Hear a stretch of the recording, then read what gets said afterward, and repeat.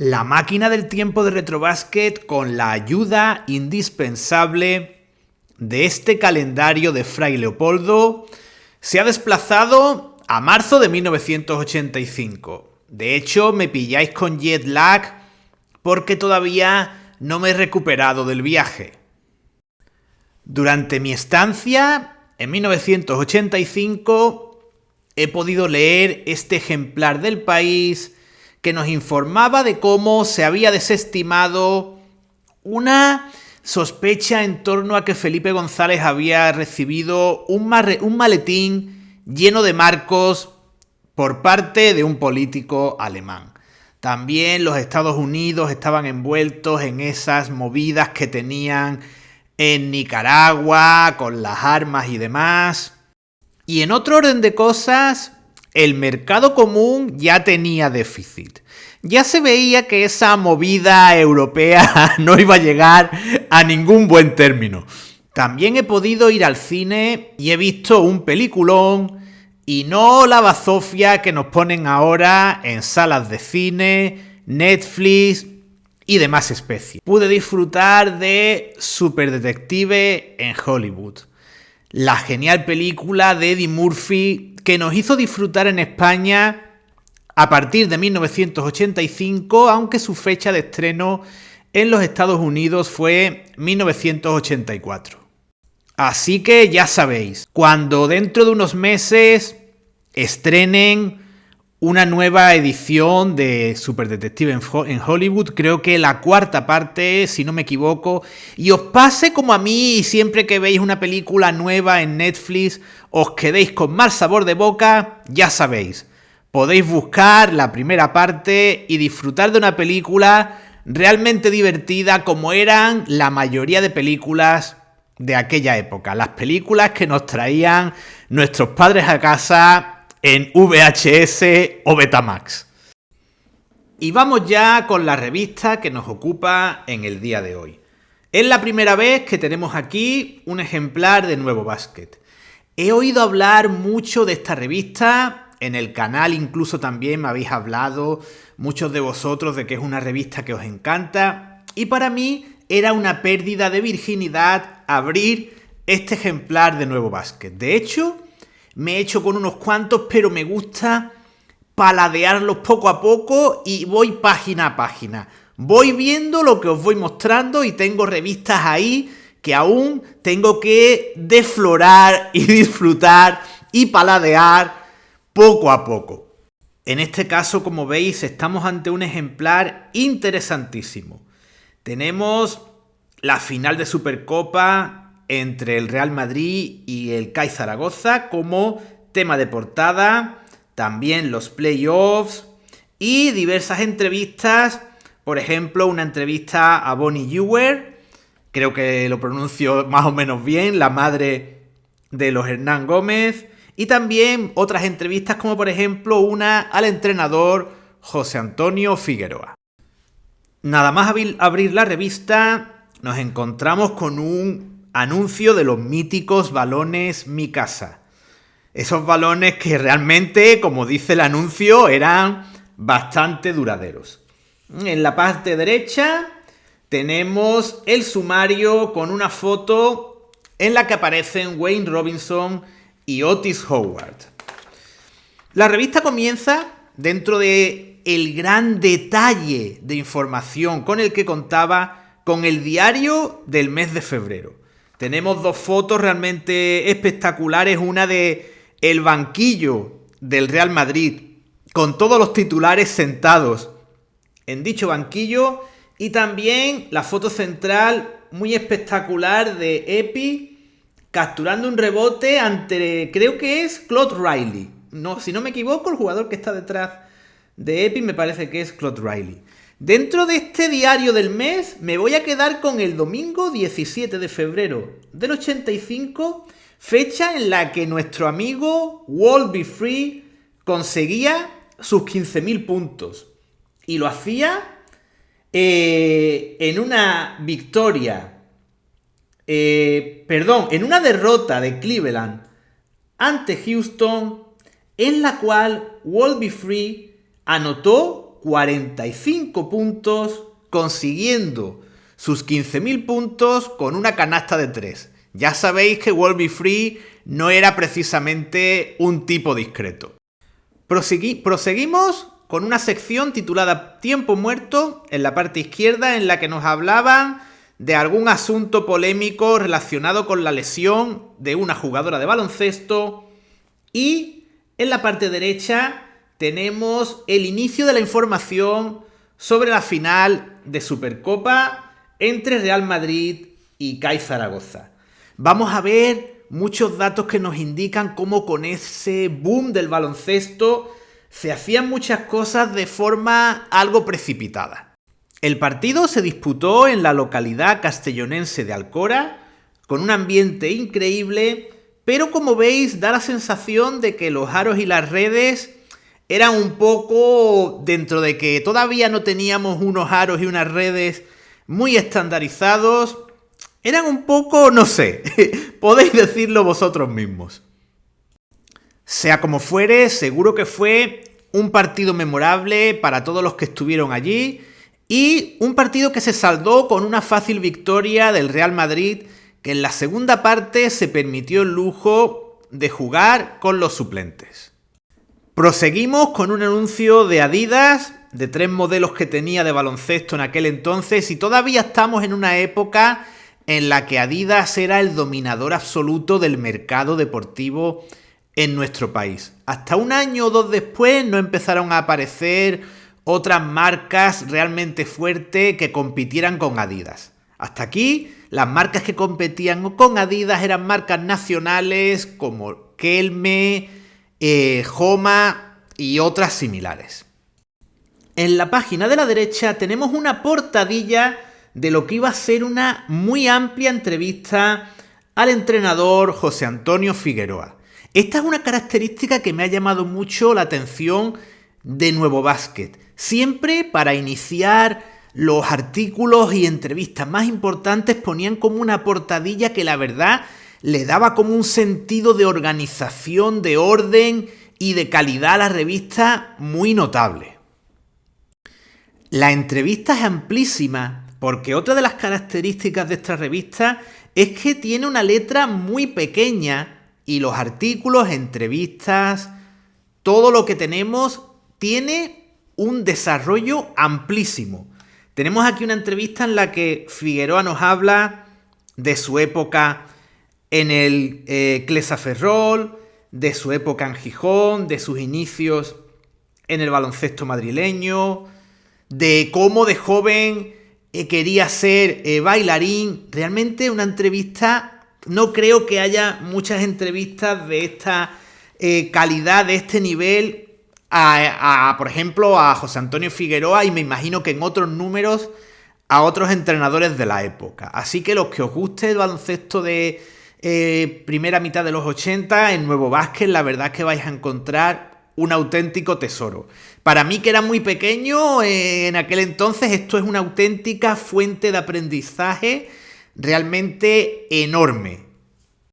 Proseguimos con un artículo de investigación de muy poca utilidad. Querían ver la media de edad de bases, aleros, pivots de la liga, y se encontraron con que en todos los casos dicha media era de 24 años. Es decir, el artículo valió para sacar pocas conclusiones. También tenemos un ranking de equipos más jóvenes y más veteranos, y entre los jugadores jóvenes destacaban Antonio Martín, del que decían que debía jugar más minutos. Continuamos con la sección Crónica Particular, que analizaba varios temas de actualidad, entre ellos la mala racha de los equipos que estaban luchando por el descenso y el tema de la nacionalización de Trumbo y cómo ya el Barcelona estaba detrás del entonces todavía jugador del Fórum Filatélico. Y a continuación tenemos otra entrevista a un auténtico mito del baloncesto español, Carmelo Cabrera, un auténtico pionero del baloncesto en las Islas Canarias, un jugador espectáculo que tuvo muy buenos años en el Real Madrid. Era un jugador que salía del banquillo digamos que suplente de Corbalán en muchas ocasiones y que tenía un juego muy, muy espectacular. Aquí tenemos una entrevista que es muy interesante porque tenemos a un Carmelo Cabrera que con 35 años, en aquella época parecía que era un señor realmente mayor. No me refiero ya tan solo al atuendo ni a cómo llegaban físicamente los jugadores a los 35 en aquella época, sino a todo lo que podemos extraer de la lectura de la entrevista. Vemos que parece alguien realmente mayor. Y aquí en la parte derecha tenemos un test que realmente es una de las secciones que más me suelen gustar en las entrevistas. Se saca mucho partido de los test. Vemos que nació en enero del 50, que había estudiado la carrera de ingeniero técnico mercantil y ciencias empresariales. Ya sabéis que siempre los jugadores de baloncesto solían ser gente con estudios y entre otras preferencias vemos que le gustaban los Beatles, su actriz favorita era Sofía Loren, actor favorito Anthony Quinn, jugador europeo favorito Sabonis y jugador del mundo Moses Malone. Y podéis leer todo el resto de datos. La verdad es que siempre me llaman mucho la atención estos test y suelen ser una pequeña cápsula del tiempo dentro de las revistas que ya de por sí son cápsulas del tiempo. Continuamos con un artículo dedicado a una polémica arbitral de la época. No me voy a detener en ello para no hacer el vídeo eterno, pero lo tenéis ahí. Yo lo he leído, la verdad que es interesante para ver cuál era la situación del arbitraje en la época, pero paso de página y nos encontramos con una entrevista a Mendiburu, un jugador de esos que llegaban o se aproximaban mucho a los 2 metros en la época y gracias a ello tenían un puesto de importancia en los equipos de aquella época y se peleaban con los pivots rivales, pivots americanos en muchas ocasiones. Proseguimos dentro de una revista muy especializada con un largo informe de opinión escrito por un árbitro hablando de cómo el arbitraje tenía que evolucionar junto con la evolución que estaba teniendo el baloncesto. Os lo dejo ahí también para su lectura, igual que información sobre el baloncesto femenino, una entrevista a Javier Herranz, jugador del TDK. Tenemos aquí también información sobre la Liga de Baloncesto Femenina y una sección de técnica firmada por Moncho Monsalve. Ya os digo que todo esto no me detengo para no hacer el vídeo muy largo y porque hay algunos temas que tampoco domino como para hacer un comentario excesivamente largo. Proseguimos con el primer episodio de una serie de artículos que iba a escribir en Nuevo Básquet Chema Buceta sobre su viaje a Estados Unidos en el que se había empapado de información sobre la organización del baloncesto femenino en Estados Unidos para intentar aplicarlo en tierras españolas. Proseguimos con una entrevista, también con su portadilla, al entonces jugador del Collado Villalba, Leonard Mitchell, con una camiseta YMCA y una chaqueta también muy americana. Y vamos a ver una entrevista muy natural, se ve todo muy natural, está acompañado de unos chicos de colegio que ese día asistieron al entrenamiento. Vemos a Leonard Mitchell acompañado de Ben McDonald, que años después fue jugador también del Real Madrid de baloncesto a las órdenes de George Karl, y curiosamente después de su paso por Collado Villalba la verdad es que se le pierde la pista. No hay ningún dato de que jugase en ningún otro equipo. Probablemente o bien fue carne de CBA, o bien de alguna liga muy menor en algún otro país, o bien simplemente se retiró y se dedicó a otros menesteres. La verdad es que Por lo que vemos en la entrevista, parecía que era un jugador que tenía proyección, que tenía ofertas de diferentes países, pero parece que todo quedó ahí porque no he encontrado ningún dato más sobre él. Y tras esa entrevista nos metemos de lleno en los playoffs de la primera división. Nada de Liga ACB ni nada por el estilo. Entonces se le llamaba Primera División. Tenemos aquí un espectacular mate de Fernando Martín ante Mike Davis. Una foto de dos jugadores del Licor 43. Qué grandes nombres tenían los equipos de la época. Y respecto a lo que es la información en sí, dedicada a los playoffs, en principio tenemos una introducción en la que, como en tantas revistas de la época, de diferentes temporadas, se nos habla de cómo la liga necesitaba una reestructuración de la competición, había fases que carecían de interés, incluso de sentido, para aficionados, incluso para jugadores, y se requería un cierto cambio. A continuación tenemos, antes de seguir con la información, el premio a la supercanasta de Colacao. Premio que se le daba al mejor triplista de la competición y que estaba encabezado por Dikema del Licor 43 con 54 de 112. Seguido de Nate Davis con 49 de 109. La información continúa en la página de la derecha, donde tenemos una bonita foto de Pedro Rodríguez, del Estudiantes, y nos hablan de los diferentes equipos clasificados para playoffs, de las posiciones, de unos ciertos pronósticos que podía haber, del drama de los equipos abocados al descenso, que solo uno de ellos se podía salvar, de nuevo con nombres maravillosos como el Lucky Strike Canarias.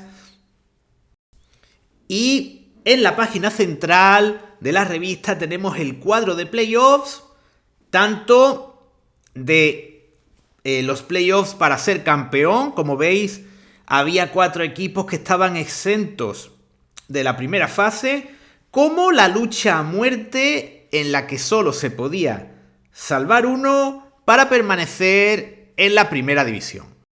A continuación tenemos las estadísticas con Winston como patrocinador, y son unas estadísticas muy artesanales, muy diferentes a las que después estábamos acostumbrados a ver en años posteriores en otras revistas como Gigantes y Básquet 16. Tenemos aquí cosas que después no aparecían en ninguna otras estadísticas: palmeos, tiros de cerca, tiros libres.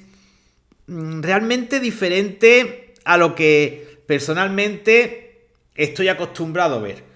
Tenemos una foto central muy espectacular de Nate Davis machacando ante Rafa Llofresa. Y continuamos con una sección de noticias. Tenemos una lesión de David Russell, primera de las lesiones graves que tuvo. Después vino aquella ya que lo retiró y en la que vino Ricky Winslow. Pero antes de eso, ya aquí Tony Sims tenía que sustituir a David Russell, al que ya vemos aquí con unas muletas. También tenemos la renovación de Chichi Creus con el Cacaolat. En estos años, la verdad es que sobre todo en las revistas que yo he visto de algunos años posteriores, se hace uno un lío porque se encuentra a los dos Creus en las estadísticas y tiene que estar muy pendiente uno de ver cuál de los dos hermanos Creus es el que está uno viendo en cada momento. Proseguimos con los resultados de los partidos desde la jornada 23 en adelante y vemos unas estadísticas más simples de las que nos encontramos años después con esos cuadros estadísticos. Aquí tenemos solo los puntos, más al estilo de cómo lo encontrábamos en los periódicos. Y tenemos un trofeo llamado Bota de Oro al mejor anotador, patrocinado por Nike, y que, ojo, se le concedía al mejor anotador nacional. Es decir, que el premio en este caso iba a ser para Epi, que aparece como Epi segundo. Eso era algo también maravilloso en periódicos, revistas antiguos, cuando en los equipos había dos hermanos, incluso sin estar en el mismo equipo. Al primero se le llamaba EPI primero y al segundo EPI segundo, hierro primero, hierro segundo, como fuera. Siempre ese primero y segundo era la manera de distinguir a los hermanos que jugaban en un equipo. Seguro que también lo recordáis al igual que yo. Y para los que hayáis llegado hasta aquí, llevéis ya 20 minutos conmigo, aquí tenéis la información sobre la NBA. Un baloncesto ultra lejano en estos momentos. Lo vais a percibir nada más viendo la información que tenéis aquí sobre el All-Star Game de Indianápolis de febrero de 1985. Vais a tener las estadísticas en inglés sacadas directamente de lo que les había llegado por correo, de lo que habían sacado de alguna revista norteamericana. Un All-Star, como veis, que tuvo como jugador más valioso a Ralph Sampson. Y es ese draft del boicot a Michael Jordan que después jugadores como Isaiah Thomas pagaron realmente caro. Jordan se quedó en ese partido en tan solo 7 puntos. Y aquí tenéis todos los números. También veis que a la sexta fue la vencida. El oeste llevaba 6 partidos, 6 temporadas sin ganar frente al este. Y Pat Riley estaba deseoso de estrenar su casillero en estos All-Stars. Partidos mucho más disputados, mucho más divertidos de lo que son actualmente. Me llama mucho la atención que Alex English se quedase en 0 puntos, algo muy infrecuente en este tipo de encuentros.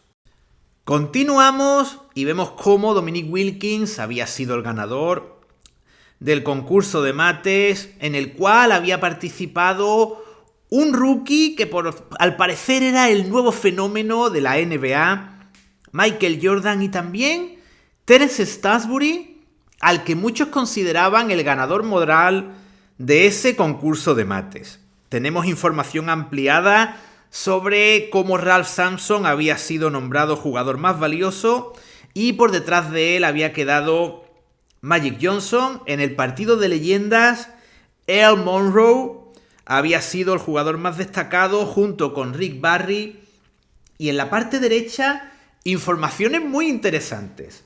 Los problemas de John Lucas con las drogas, que ya sabéis, os lo hemos comentado muchas veces, hablaremos de él, es un hombre que lo merece por su recuperación y por cómo después se convirtió en un referente para la recuperación de las adicciones de otros jugadores. Y tenemos noticias muy curiosas. Vemos cómo Cleveland por primera vez en toda su historia, en sus 9 años de historia, había conseguido ganar 2 partidos consecutivos con 35 puntos de nuestro amigo, que en aquella época estaba muy en boga, Walt Be Free con 35 puntos. Y ojo a Mel Turpin, que anotó 20 puntos y 17 rebotes para derrotar a los todopoderosos Philadelphia 76ers. Además, Pat Riley comentaba, fijaos, con 40 años de antelación, algo que todavía no ha ocurrido, pero debería ocurrir. Pat Riley comentaba que las regular seasons deberían ser más cortas, de unos 60 partidos. Exactamente la duración que podrían tener ahora si cada equipo jugase únicamente a doble vuelta contra todos sus rivales. De hecho, si no me equivoco, serían 58 encuentros exactamente. Dejando atrás el All-Star y entrando en la actualidad NBA, teníamos a los 3 dominadores de la primera mitad de los 80, es decir, Celtics, Sixers y Lakers. Tenemos todas las estadísticas individuales y colectivas de los diferentes equipos. Podemos destacar eso, cómo Boston y Filadelfia eran los líderes en el este y en el oeste eran los Lakers en una débil división Pacífico. Si veis en el Pacífico, salvo los Lakers, el resto de equipos todos tenían récord negativo. En cuanto a las estadísticas más globales, tenemos como en tiro de campo el líder era James Donaldson, por delante de Artis Gilmore. En rebotes, el líder por supuesto era Moses Malone, por delante de Buck Williams. En tercer lugar teníamos a Billy Laimbeer. No vamos a dejar por supuesto sin mencionar el apartado anotador, donde Bernard King con 32 puntos por partido lideraba por delante de Larry Bird. Nos tenemos que ir al sexto puesto para encontrar a Michael Jordan. Continuamos con información de la NCAA, donde reinaba el Georgetown de Pat Ewing, y tenemos aquí las estadísticas de un encuentro entre Georgetown y St. John's. Encuentro en el que Georgetown ganó por una amplia diferencia, por 16 puntos, y en el cual los jugadores más destacados por parte de Georgetown fueron Patrick Ewing y Reggie Williams, y por parte de St. John's, Chris Mullin y Walter Berry. Ya sabéis que en todos los vídeos que hagamos aparece Walter Berry. Continuamos con una sección llamada Aquí América, en la que salen pequeños datos curiosos de estadísticas conseguidas por jugadores en diferentes partidos. Tenemos a Jordan, que había elevado su récord anotador en esa temporada a 49 puntos.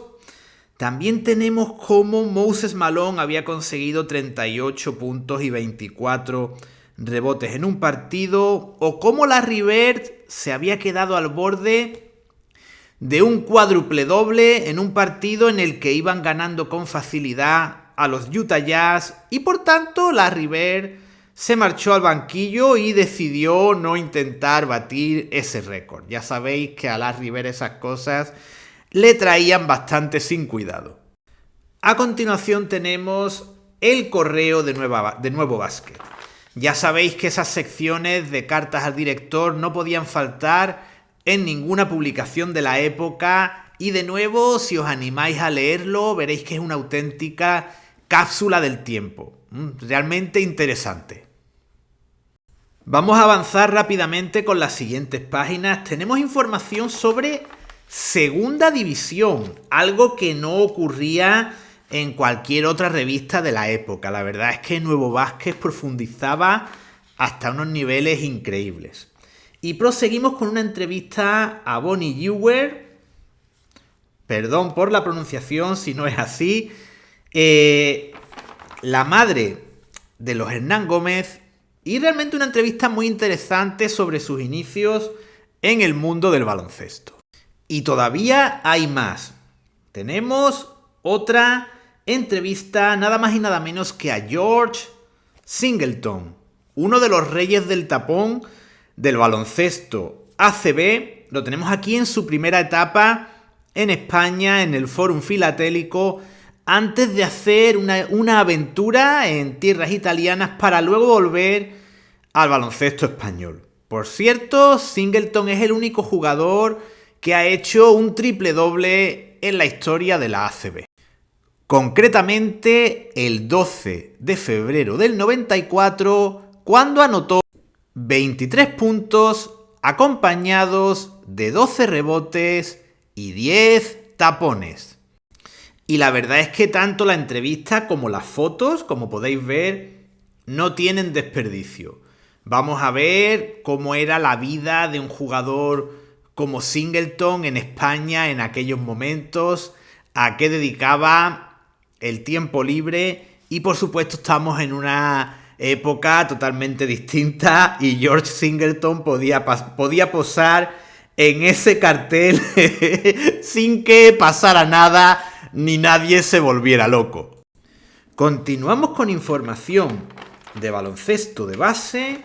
Ya os digo que es que esta revista se sale de todos los cánones para pasar a información de las competiciones europeas. Tenemos aquí una bonita foto de Indio Díaz intentando culminar una canasta ante De la Cruz. En la parte derecha, una foto de dos jugadores del CAI Zaragoza, que habían caído ante el Barcelona en la semifinal de la Recopa. Y en la siguiente página teníamos una foto de Arcega, otra de un mate de Davis que con el efecto del blanco y negro da una sensación un poco extraña, pero fijaos que el brazo que rodea a Davis es el del jugador que está detrás, que lo está agarrando probablemente para no tropezar con él. Y en la parte derecha tenéis un espectacular mate del Maccabi de Tel Aviv frente al Real Madrid. La siguiente página, además de continuar con la información y ofrecernos los resultados de las diferentes competiciones europeas, tanto masculinas como femeninas, nos ofrecían la oportunidad de ver unas bonitas fotos. Tenemos un tapón de Robinson a Berkovic, tenemos a Fernando Martín lanzando un gancho ante el CSKA de Moscú y un tapón de Garris del CAI Zaragoza frente a Chicho Sibilio. Vemos que en Copa Korak ningún equipo español había llegado lejos y tenemos al Barcelona que se iba a enfrentar al Zalgiris, aunque aquí aparece como Zalgiris en todo momento. La verdad es que desconozco si era un tema de que la pronunciación en lituano se acerque más a la J que a la Z, no tengo ni idea.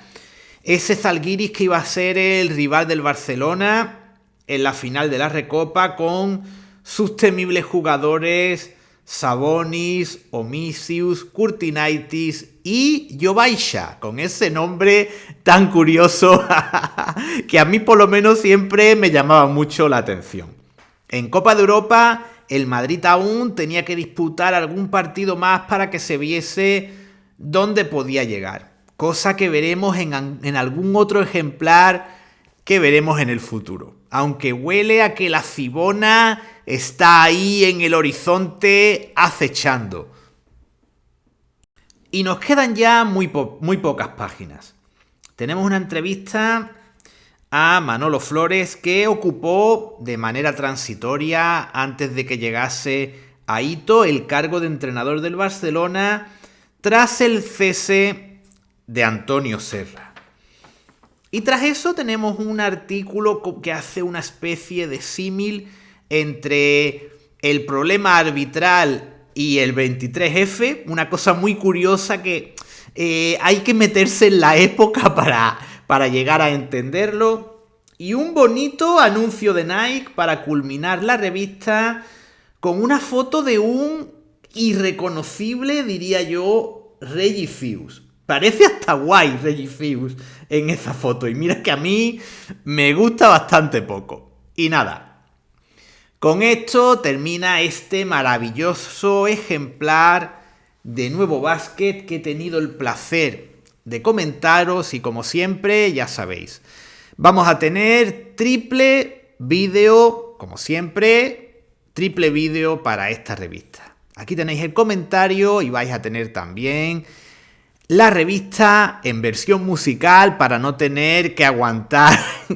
mi comentario, y el foto resumen. Como siempre, lo que siempre os digo para despedir este vídeo, os emplazo a otros vídeos del canal y nada más. Muchas gracias y mucho básquet, en este caso, Nuevo Básquet.